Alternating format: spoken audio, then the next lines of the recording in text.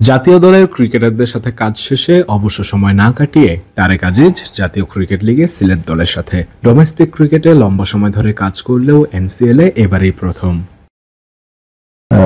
আলহামদুলিল্লাহ, first match win করেছি আসার পরে, এই জন্য মনে হয় নিজের কাছে বেশি ভালো লেগেছে।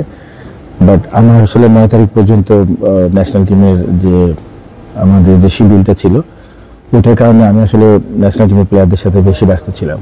বাট ক্রিকেট বোর্ড আমাকে যখন এই অ্যাসাইনমেন্টের জন্য আপনার বললো, তখন আমি সানন্দ গ্রহণ করেছি, বিকজ ফার্স্ট ক্লাসে কোচিং করানোর ইচ্ছা আমার অনেক আগেই ছিল, বাট আমার কোনো কারণে হয়ে ওঠেনি। তো থ্যাঙ্কস টু বিসিবি যে তারা আমাকে এই সম্মানিত জায়গায় ফার্স্ট ক্লাস ক্রিকেটে কাজ করার সুযোগ দিয়েছে, জন্য তাদেরকে ধন্যবাদ। সিলেট দলের সময়ের অন্যতম সেরা সব পেসার ইবাদত হোসেন থেকে শুরু করে আছেন খালেদ আহমেদ, রেজর রহমান রাজারা। কাজটা এনজয় করছেন নাকি চ্যালেঞ্জিং, সেটাই জানতে চাওয়া। আমি এদের সাথে আসলে আগেই কাজ শুরু করেছিলাম, তো আমার কাছে কিছু নোট ছিল যেগুলো কারেকশন বা টিউনিং এর যে জায়গাগুলো, সেগুলো নিয়ে আমরা তো কাজ করেছিলাম আপনার দীর্ঘ সময় ধরে। তো সেই হিসাবে আমার সবাই পরিচিত, এবং আমার মনে হয় ন্যাশনাল লিগে যারা খেলছেন তারা সবাই ভালো। বাট খালেদ, রাজা, এর মধ্যে আসলে ওরা দুজন খুব চমৎকার ছন্দে আছেন। আর এবার ওদের ফিরে আসাটা আমার কাছে মনে হয় যে is the most challenging, because 16 মাস পরে সে ক্রিকেটে ব্যাক করেছে, সে কিভাবে যাচ্ছে, হাউ গোস।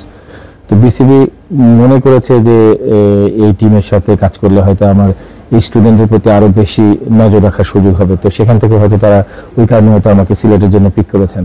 বাট ওভারঅল যদি দেখেন, আমার মনে হয় যে যারা ফার্স্ট ক্লাস ক্রিকেটে এই মুহূর্তে খেলছেন এবং অল আর পেস বোলার, আমার মনে হয় খুব ভালো একটা ইস্যুতে আছে, আপনার শেপে আছে। এবং আমি লাকি ওয়ান যে এই মোস্ট ট্যালেন্টেড পিপলদের সাথে সিলেট ডিভিশন সাথে আমি কাজ করার সুযোগ পেয়েছি। শুধু যে পেস বোলারদের দিকে সব নজর তা কিন্তু না, তারেক আজিজের শরণাপন্ন হয়েছেন সিনিয়র নাবিল সামাদও। আমার আসলে আমি 2011 সাল থেকে আপনার অলমোস্ট কোচিং এর সাথে জড়িত। আমি একাডেমিতে হেড কোচ হিসেবে কাজ করেছি, তো প্রত্যেকটা বিষয়ে আসলে কম বেশি আপনার জ্ঞান আছে। বাট এটা আমার প্যাশনের জায়গা, যেখানে আমি আমার আইডেন্টিটিটা আপনার as a pace bowling coach হিসেবে নিজেকে আত্মপ্রকাশ করতে চেয়েছি। বাট ওভারঅল কম বেশি একটু পারি, এবং সেই জায়গাটায় নাবিল সাবাদ একটা বিষয়ে আসলে আমি বলবো স্কিলের একটা বিষয় ও জানতে চাচ্ছিল যে কিভাবে আপনার এই কাজটাকে করা যায়। তো আমি আসলে এটা জানি, দ্যাটস ওয়াই আমি তাকে হেল্প করেছি। আমার আবার একটা বাজে আছে যে ধরেন আমি যে জিনিস জানি না, আমি আসলে ওই জিনিসে খুব বেশি নাক গলাতে যাই, এরকম ভালো দিক, নাক গলাতে যাই না। বাট নাবিল জানতো যে এর আগেও আমি কিছু স্পিনারের সাথে আপনার কম বেশি কাজ করেছিলাম।